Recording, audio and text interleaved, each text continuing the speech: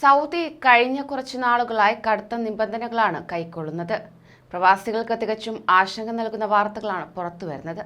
പല മേഖലകളിലായി ഘട്ടം ഘട്ടമായി നടപ്പിലാക്കി വരുന്ന സ്വദേശിവൽക്കരണം കൂടുതൽ വ്യാപിപ്പിക്കാൻ അധികൃതർ ഒരുങ്ങുന്നു. ഇത്തരം നടപടികളാൽ കൂടുതൽ പ്രവാസികൾക്ക് ജോലി നഷ്ടമാകാൻ സാധ്യതയുണ്ടെന്ന് ചൂണ്ടിക്കാട്ടുകയാണ് അധികൃതർ. നമസ്കാരം, പ്രവാസി മലയാളിയിലേക്ക് സ്വാഗതം. പ്രവാസി വാർത്തകൾക്കായി ഈ ചാനൽ സബ്സ്ക്രൈബ് ചെയ്യൂ.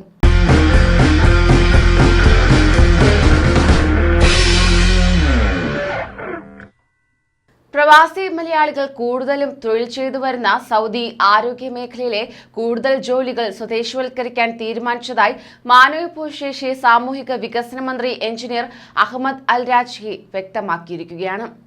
മെഡിക്കൽ ലബോറട്ടറികൾ, റേഡിയോളജി, ഫിസിയോതെറാപ്പി, ചികിത്സ, ന്യൂട്രീഷണൽ വകുപ്പുകളിലെ ജോലികൾ എന്നിവയാണ് സ്വദേശിവൽക്കരിക്കാൻ തീരുമാനിച്ചിരിക്കുന്നത്.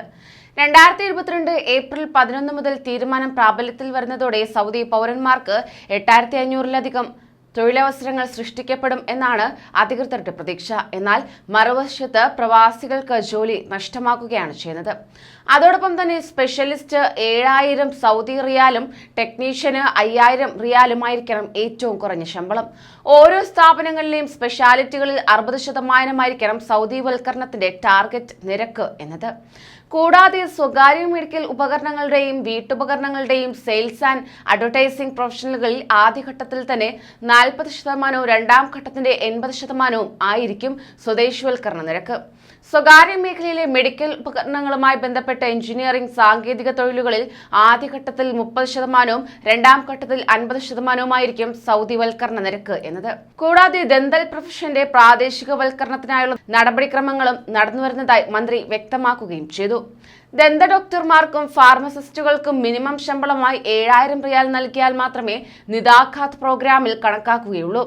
ദന്തരോഗ വിദഗ്ധൻ ആരോഗ്യ കമ്മീഷൻ ഫോർ ഹെൽത്ത് സ്പെഷ്യാലിറ്റികളിൽ നിന്ന് പ്രൊഫഷണൽ അക്രഡിറ്റേഷൻ നേടിയിരിക്കണം. ഫാർമസി ജീവനക്കാർ സൗദി കമ്മീഷൻ ഫോർ ഹെൽത്ത് സ്പെഷ്യാലിറ്റികളിൽ നിന്ന് പ്രൊഫഷണൽ അക്രഡിറ്റേഷൻ നേടേണ്ടതുണ്ട് എന്നതും അധികൃതർ ചൂണ്ടിക്കാട്ടി. എന്നാൽ ഏറ്റവും കൂടുതൽ മലയാളികൾ ജോലി ചെയ്യുന്ന ആരോഗ്യ മേഖലയിൽ സ്വദേശിവൽക്കരണം ശക്തമാകുന്നതോടെ ജോലി നഷ്ടപ്പെട്ട് നാട്ടിലേക്ക് മടങ്ങിയെത്തുന്നവരുടെ എണ്ണം 10 മടങ്ങ് വർദ്ധിക്കുമെന്നാണ് റിപ്പോർട്ടുകൾ ചൂണ്ടിക്കാട്ടുന്നത്.